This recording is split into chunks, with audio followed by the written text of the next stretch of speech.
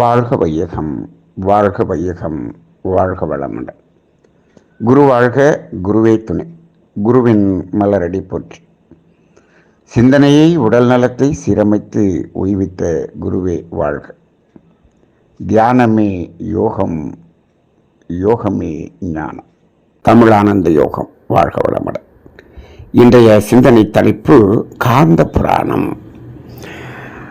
அன்பர்களே, நாம் கந்த புராணம் என்று கேள்விப்பட்டிருக்கிறோம்.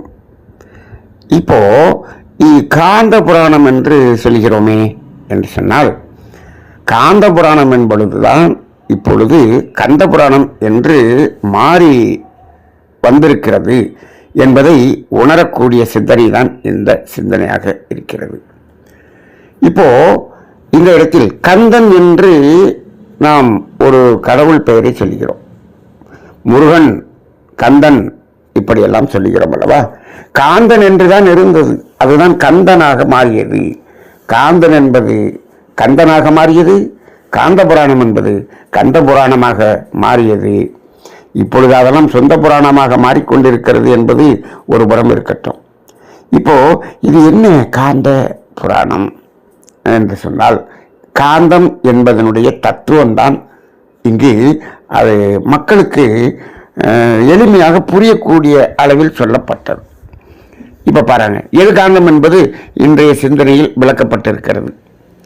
அசையாத சுத்தவெளி, எங்கும் நிறைந்த எல்லையற்ற பரவெளி. அதைத்தான் நம்ம என்ன சொல்றோம்? அதுதான் சிவம் என்று சொல்கிறோம். அசையாதது என்று சொல்கிறோமே, அதைத்தான் சிவம் என்று சொல்கிறோம்.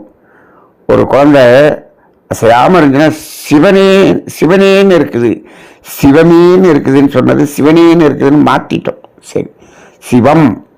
நல்லா நம்ம அந்த வார்த்தையை சரியாக கவனித்துக் கொள்ளுங்கள். சிவன் என்று சொல்லவில்லை, சிவம். சிவம் என்றால் அசையாத சுத்தவெளி. இது புரிய வைக்க முடியல அந்த காலத்தில். அப்போ என்ன பண்ணிட்டாங்க? அதுக்கு ஒரு உருவம் கொடுத்து சிவனாக மாற்றி விட்டோம் என்று வைத்துக் கொள்ளுங்கள்.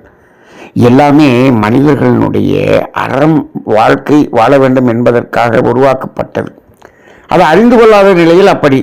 இப்பொழுது அறிந்து கொள்ள நிலை வந்த பிறகு அதை அறிந்து கொள்ளக்கூடிய அறிவுபூர்வமாக அதை உணர்த்த வேண்டும்.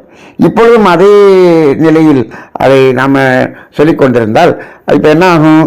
இப்போ அதை நம்பவும் மாட்டார்கள், உண்மை உணர்ந்து கொள்ளவும் மாட்டார்கள். அந்த நிலைதான் இன்றைய சமுதாயம் இப்பொழுது இருந்து கொண்டிருக்கிறது.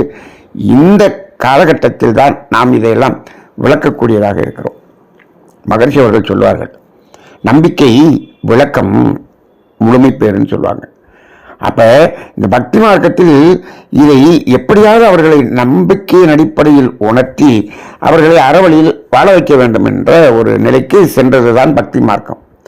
இப்பொழுது பக்தி மார்க்கத்தை அதை இப்பொழுது நிறைய பேர் அதிலிருந்து வெளியே வர்றது காரணம் என்னன்னா, அதில் இருக்கக்கூடிய கேள்விகளுக்கெல்லாம் விளக்கம் சொல்லாமல் போகும்போது அது வேறு மாதிரியாக, அது எதிர்மறையாக போய்விடுகிறது. அப்ப அதற்குரிய விளக்கத்தை சொல்வதுதான் ஞானம். பக்தி மார்க்கம் ஞான மார்க்கம் என்று சொல்கிறோம். சரி, அப்ப அந்த சிவம் அசையாமல் இருந்தது. ஆனால் அதற்குள்ளாக என்ன இருந்தது? பேரழுத்தம், பேராற்றல், பேரறிவு என்ற இரண்டும் இருந்தது. அந்த பேராற்றல் என்பது தன்னிருக்க சூழ்நிலத்து மாற்றலால் அந்த அழுத்தம் ஒரு மையத்தில் ஒரு சுழலாக மாறியது என்பதெல்லாம் நமக்கு காந்த தத்துவத்தில் வரக்கூடிய விளக்கங்கள். இப்போ அசையாமல் இருந்தது, அசைந்தது. இப்ப அசையும் போது என்னது? ஒரு சுழல். இப்ப என்னாச்சு? இந்த அசைந்ததை சக்தி என்று சொல்லிவிட்டோம். இப்ப சக்தி வேறு, சிவம் வேறா? சிவம் தான் சக்தியாக மாறியது. அசையாமல் இருந்தது, அசைந்தது. சரி, இப்போ அந்த சுழலாக வந்தது விண் என்று சொல்லுகிறோம், அதை சக்தி என்று சொல்லுகிறோம். அந்த விண்ணின் மையத்தில் என்ன இருக்கு? அசையாத சுத்தவெளி இருக்கு. அப்ப சிவமும் சக்தியும் எப்பொழுதும் இணைந்துதான் இருக்கிறது. இரண்டும் ஒன்றுதான். அசையாதத மையத்தில் இருக்கிறது, அசைகிறது வெளியில் இருக்கு. சரி, இப்ப இப்படி வரும்பொழுது இந்த அசையக்கூடிய சக்தி என்பது அந்த சுழல் எங்கு அசைந்து கொண்டிருக்கிறது? அசையாத சுத்தவெளியில் தான் அசைந்து கொண்டிருக்கிறது. அப்ப அந்த சுழலிலிருந்து வெளிப்படக்கூடிய அந்த விரிவலை அசையாத சிவத்தோடு அந்த வெளியோடு இணைந்து காந்தமாக மாறுகிறது. அப்ப காந்தம் என்றால் என்ன என்று சொன்னால், அசையக்கூடிய அசைவில் வரக்கூடிய அலையும் அசையாத சிவமும் இணைந்து காந்தம் என்று வந்தது. அப்ப இப்ப இதை என்ன பண்ணிடுறோம், சிவமும் சக்தியும் சேர்ந்துதான் காந்தம். இப்ப இதை என்ன பண்ணிட்டாங்க பக்தி மார்க்கத்தில், சிவம் என்பதை சிவன் என்று ஆக்கிவிட்டார்கள், சக்தி என்பதை பார்வதி என்று ஆக்கிவிட்டார்கள். இருவருக்கும் பிறந்த குழந்தை தான் என்ன சொல்லிட்டாங்க, காந்தம் என்று சொல்ல வேண்டும். சரி, இது இப்ப என்னாச்சு, ஆனால் இருவருக்கும் பிறந்த குழந்தை யார், முதல் குழந்தை விநாயகராக இருந்தார். இப்ப என்னாச்சுன்னா, இப்ப இந்த காந்தம்ங்கிறது இப்போ ஒரு விண்ணிலிருந்து வெளியே வரும்போது காந்தம் என்பது அழுத்தம் என்ற காந்தம், அது பேர் அழுத்தம். அதை காற்றிலிருந்து வரும்போது அதனுடைய அடர்த்தி கூடும் பொழுது ஒளி, நெருப்பிலிருந்து ஒளி, நீரிலிருந்து சுவை, மண்ணிலிருந்து மனம், வாசனை. அப்ப 5 பஞ்சபூதங்கள் தானே இந்த பிரபஞ்சம் முழுவதும். அந்த 5 பஞ்சபூதங்களிலிருந்தும் அந்த காந்தம் 5 விதமாக வெளிப்பட்டது. அழுத்தம், ஒளி, ஒளி, சுவை, மனம்னு 5 விதமாக வெளிப்பட்டது.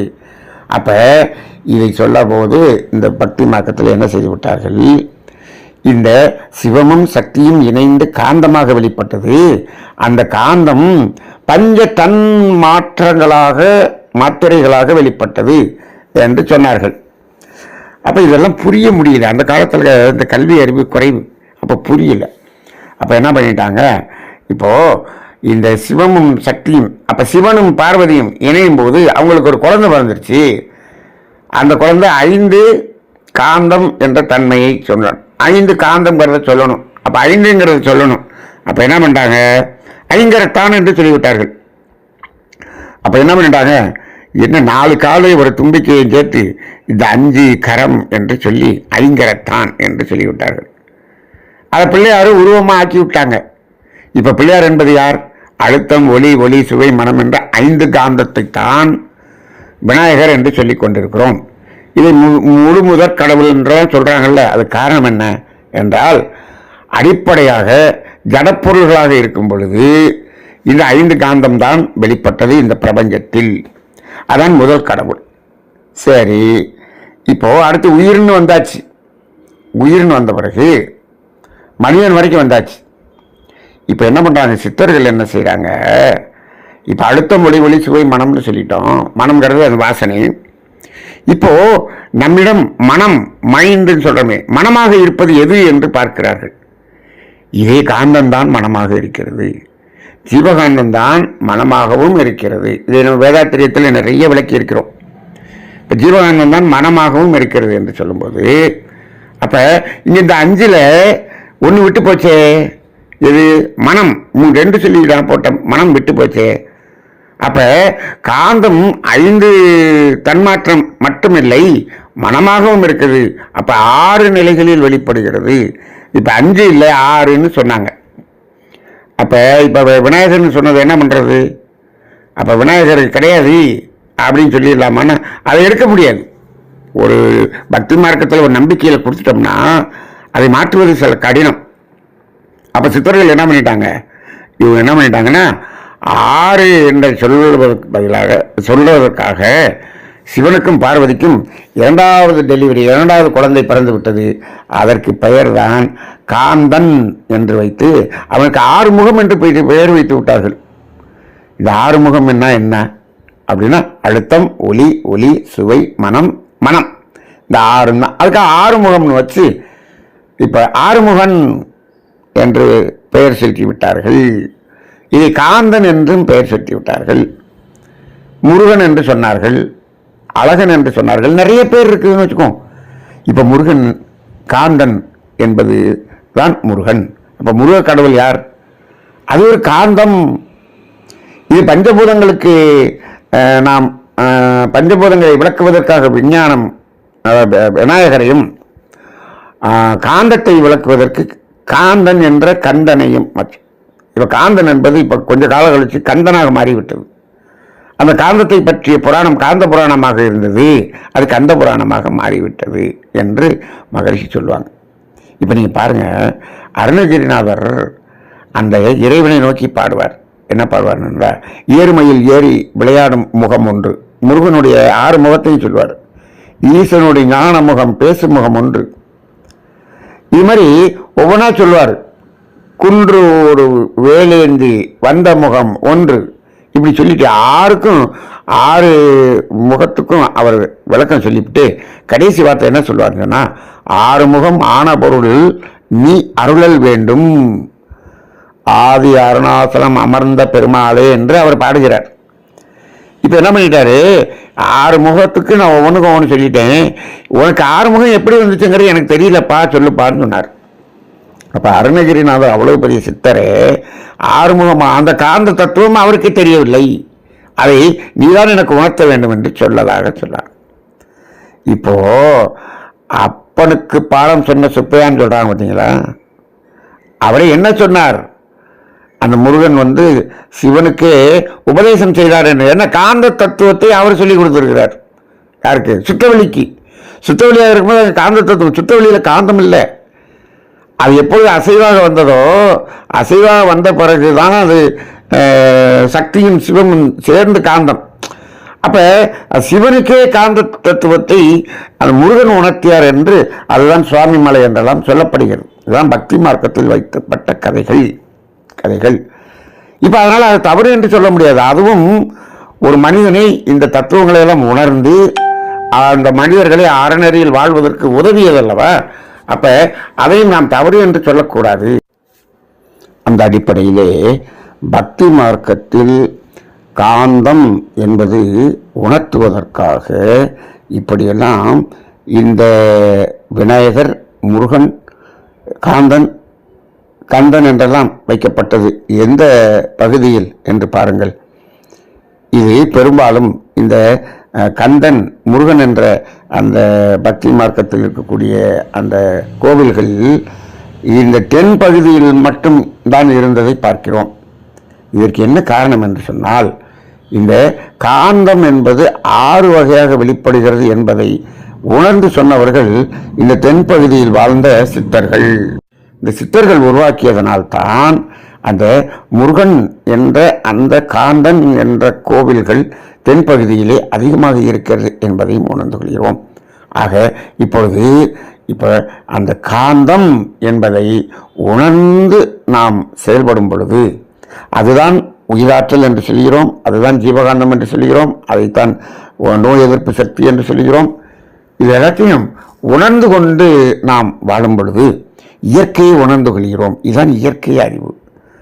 இப்ப இப்படி உணர்ந்து கொண்டால் என்ன, எப்படி இருக்கும் வாழ்க்கை என்றால் ஒன்றுமில்லை, உள்ளதை உணர்தல், அல்லதை தவிர்த்தல், நல்லதை செய்தல் என்று மகிழ்ச்சி சொல்வார்கள்.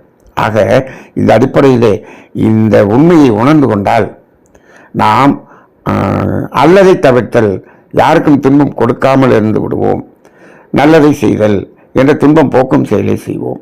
இதுதான் அறம் என்று ஆகிவிடுகிறது.